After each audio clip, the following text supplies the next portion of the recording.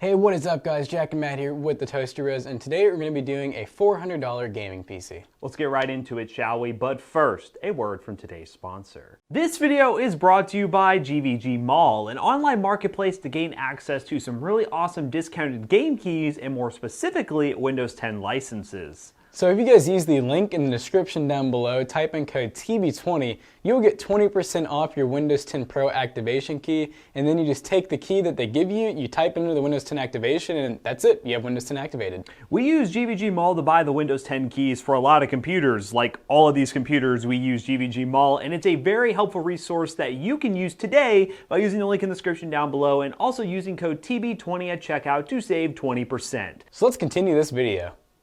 Alright guys, so this is a $400 gaming PC. Now, you're going to get a lot of performance with this thing now, but the main concept is upgradability in the future. We will talk more about that when we go over each individual part, but coming in at $400, you're going to get 1080p high settings performance and have the ability to upgrade in the future. So let's go ahead and talk about each individual part, shall we? So what we have here is the good old Ryzen 1600. This is a 6-core 12-thread processor, which is actually really good in 2019 still. This is first gen, but it still has its place and it's cheap as heck. You can get it under $100. And if you're wondering why, we went with like a first gen Ryzen, when there's other things that are around the same price point, well, this is a 6-core 12-thread, and really it's the best bang for buck right now. I mean, you could get something like a 2200G or 3200G for around the same price, but the only problem is you're getting a straight 4-core processor. This is 6-core 12-thread. And to house that, we have a MSI B450 gaming motherboard. So what's cool about this is right here, this little sticker they got right there, that says it's Ryzen 3rd gen ready, which means you can take the 1600 once you're bored of it, once it's no longer doing its job, and upgrade it. And also there's plenty of, good PCI slots and everything to where we can upgrade the graphics card in the future to something really good as well. So the concept behind this video is that this whole computer only costs $400, but you could make it $1,000 in the future if you really wanted to. What we have here is Patriot Signature Line Premium. 2 4-gig sticks at 2660 gigs. So there's nothing special about this at all. It was just incredibly cheap, and we'll have the prices down below. But yeah, I mean, it's Patriot RAM, which is a good company, and like I said, really the biggest selling point for us was it was like stupid cheap for 8 gigs. This of course can be upgraded in the future. You could also go ahead and just add 16 gigs if you really wanted to right now, because this board does have 4 RAM slots on it. And as for the graphics card, we have our legendary favorite card, the RX 580. This is the Sapphire Nitro version. We have used this one many times, but RX 580, we talked about it many times. Great 1080p card and really the best value cards you can get on the used market. This is the 4-gig variant, as I mentioned, but you could go with an 8-gig variant if you want to spend a little bit more. But for the use case of this system, 4 gigs of VRAM is plenty enough, and you all know the 580. It performs very well.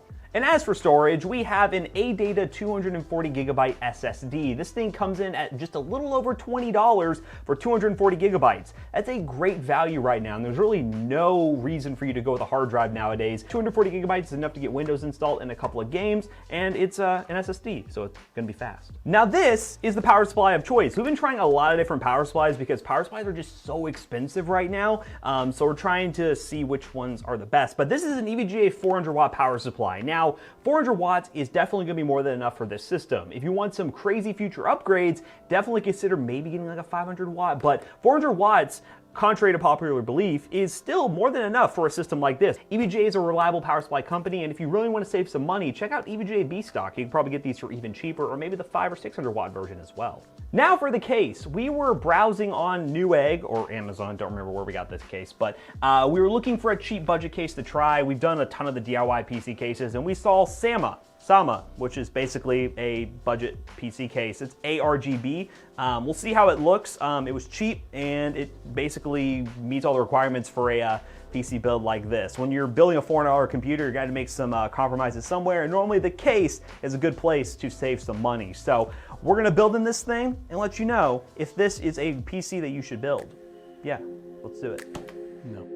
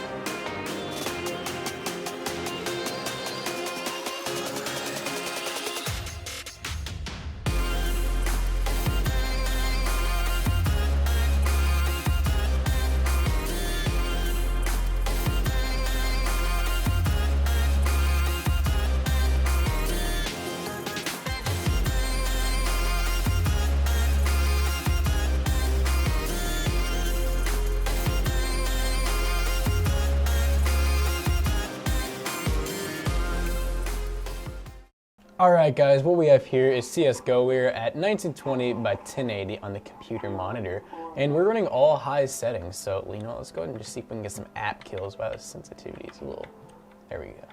As you can tell, the frame rate looks pretty solid. We did not overclock this thing. Ignore the fact that it says this is a Ryzen 5 2600 in the top left corner, because it's most certainly not. It's programmed from a previous system. But yeah, it's getting decent frame rate. The clock speed at 3.4 GHz is all right. CSGO is very CPU dependent, so that is probably the main reason why we're getting a little bit of a lower frame rate. But you could overclock the CPU a little bit if you wanted to, and probably get higher frame rate, and also maybe some faster RAM. Those are two things you could do if you plan on playing a lot of first-person shooters like CSGO. If you want to get a lot of those flicks in. A pro gamer. Who talks in Hey. deathmatch? Oh shit, dude, I thought it was different here, dude. I think I'm tripping. What are they Did I talking call my doctor? Oh, you did it. about? That was scary. Won't you listen to me? That's a headshot, dude. Oh, I it know, was second. cat. Death by Alright. cat. Death by cat. We died by the cat. You know what? You know what? Get him. Get him. No. Oh, you just had to do it. That was it. That was it. CSGO. Woo. All right, guys, the next game we are going to be testing is PlayerUnknown's Battlegrounds, which is notorious for being more GPU demanding, so this RX 580 will definitely be able to shine. We're going to go ahead and queue up in a game on all high settings and see what kind of results we get. All right, guys, so now that we're in the game, we are getting well over 100 FPS on high settings, which is to be expected in PUBG. The 580 is a really good card for PUBG, so if this is a game you prioritize, the 580 is a good option. The 1600 is definitely not going to be a bottleneck in this situation. It actually looks like the 580 is pinging close to 100%, so you could actually go with a better graphics card if you wanted to, but I mean, for a $400 budget system, the other one that's at high settings 1080p at close to 100 FPS, I mean, you really can't complain. Again, we're still getting around 80 to 90-ish FPS, which again is pretty ideal. I'm playing without any headphones, so I have no idea if there's anyone around me. We're gonna run with it though. Oh, I know where he's going. Here we go. Oh God, I got stuck.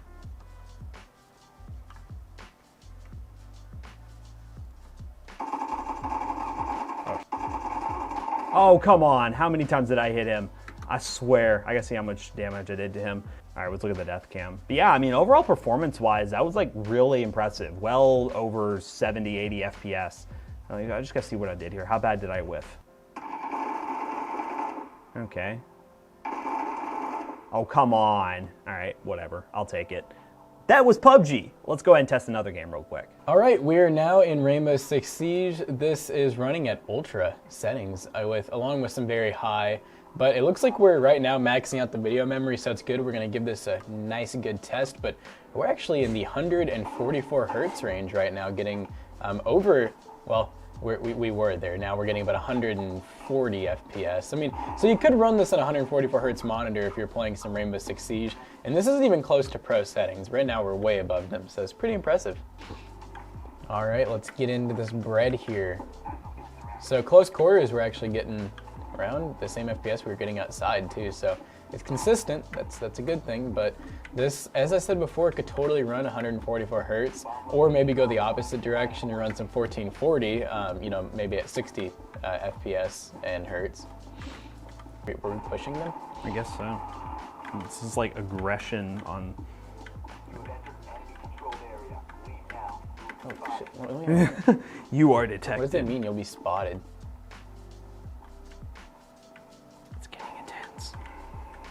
Oh, someone's coming in, boys.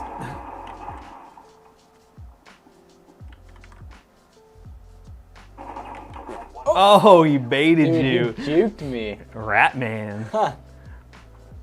Well, That's the ultimate bait and switch right there. He's like, oh, there he goes. I think that's enough of that game. That's Rainbow Six Siege. Very Rainbow playable. Six, yeah. Woo. All right, guys, so the last thing we're going to be testing is actually Shadow of the Tomb Raider, which is a game that will give you a good indication of how this thing will perform in modern AAA titles. We have yet to do this on the channel, so let me know down below if you like this benchmark. Let's go ahead and run it.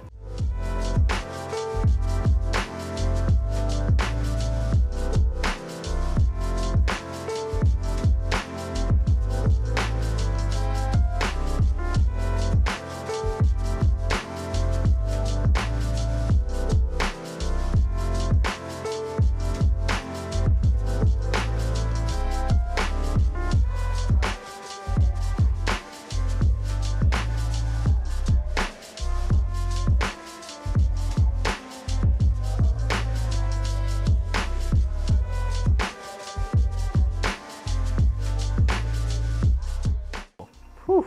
And there we go. We have an average FPS of 57, just slightly below 60, but keep in mind this is pretty much maxed out. So yeah, 1080p high settings, you can expect to play most AAA titles. So let's go ahead and wrap up this video real quick. Alright guys, so for only $400, we managed to actually max out really every game that we played, and honestly, this is probably one of the better bang for bucks computers that we've done recently. In terms of performance, for $400, it definitely outperforms its price point. It's something that plays any game really at 1080p high settings, and there's a lot of room for upgrading. The case itself is kinda and then Jackson can elaborate on a couple of things about this case. So if you actually go on Sama's Newegg and look at some of their other stuff, they actually have some really nice looking cases. Just for some strange reason, Matt and I chose the worst one out of all of them. Like literally every other case they have looks better than this. They all have like a mesh panel or even a tempered glass panel, and they're like the same price. They're all between $40 and $60, but they have like 6 or 7 different case options. So we recommend if you're gonna actually like duplicate this build, go look at their other cases, because honestly, I mean, the build quality for 50 bucks, you have actual tempered glass and everything, is good quality. You have actual RGB and all that. You have a really big hub in the back that is actually supportive of up to like 6 or 7 fans, and the RGB in the front. So there is a lot of expandability options as far as the fans and RGB goes. So check out Sama's stuff on Newegg. So overall, we are very impressed with this build. And as always, if you're interested in purchasing the stuff for this build, links in the description down below. Those links do help support the YouTube channel. So if you're buying this build, appreciate you using those links down below. So we hope you guys enjoyed today's video. Don't forget to like, comment, and subscribe. And we'll see you guys in the next one. Bye-bye. Bye-bye. Sama.